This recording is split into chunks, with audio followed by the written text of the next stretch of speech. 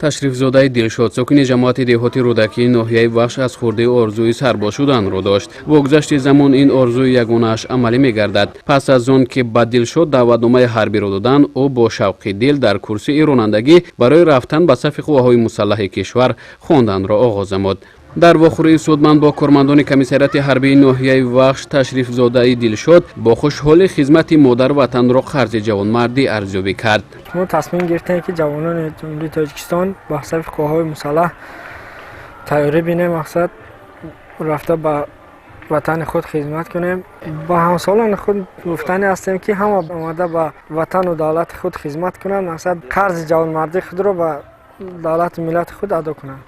дар саҳни комиссарияти ҳарбии ноҳияи Вахш полковник комиссари комиссарияти ҳарбии ноҳия Сироҷиддин Абдуллоев бо ҷавонони хештаншиносу ватандӯст ки ба сафи қувваҳои мусаллаҳи кишвар ҷалб мешаванд суҳбат намуда, ба онҳо оид ба шарту шароит дар қисмҳои низомии кишвар изҳори назар карда гуфтанд ки Тоҷикистони азизи мо зери роҳбарии сарфармондеҳи олии қувваҳои мусаллаҳи ҷумҳурии Тоҷикистон ба яке аз кишварҳои пешрафтаи ҷаҳон табдил шуда, сол то сол ободтару зеботар гардида истодааст. кишвари мо баъди ҷанги дохилии худ дар бештаре аз сохторҳо аз ҷумла қисмҳои низомӣ корро аз нав оғоз кард ва дар як муддати кӯтоҳ тавонист шароити қисмҳои низомиро беҳтар намояд. сол то сол ва марҳила ба марҳила ба сарбозону афсарони бонангу номуси кишвар сабукиҳо оварда шуда, ба онҳо барои хизматҳои шоистаашон имтиёзҳо дода мешавад. полковник Сироҷиддин Абдуллоев бо хушнудӣ иброз дошт ки воқеан ҳам шумо аз зумраи ҷавонони бонангу номус, хештаншиносу худогоҳ ва муҳофизони ояндае ҳастед ки ба хизмати модарватан меравед. аз инро мебояд дар байни ҳамсолони худ аз он биболед ки қарзи ҷавонмардии худро адо менамоед. санаи 19 мо ҳамаи даъватшавандагоне ки ба сафи қувваҳои мусаллаҳ сафарбар мекунем, ҳамаи онҳоро бо омӯзиши дақиқ бо таври суҳбату инфиродӣ гузаронда тибқи нақшаи муайян гардида дар курси ронандагӣ аз комиссарияти ҳарбии ноҳияи Вахш 130 нафар даъватшавандагони солим таҳсил намуда, баъдон баъди итмони таҳсил ба сафи қувваҳои мусаллаҳ сафарбар карда мешаванд.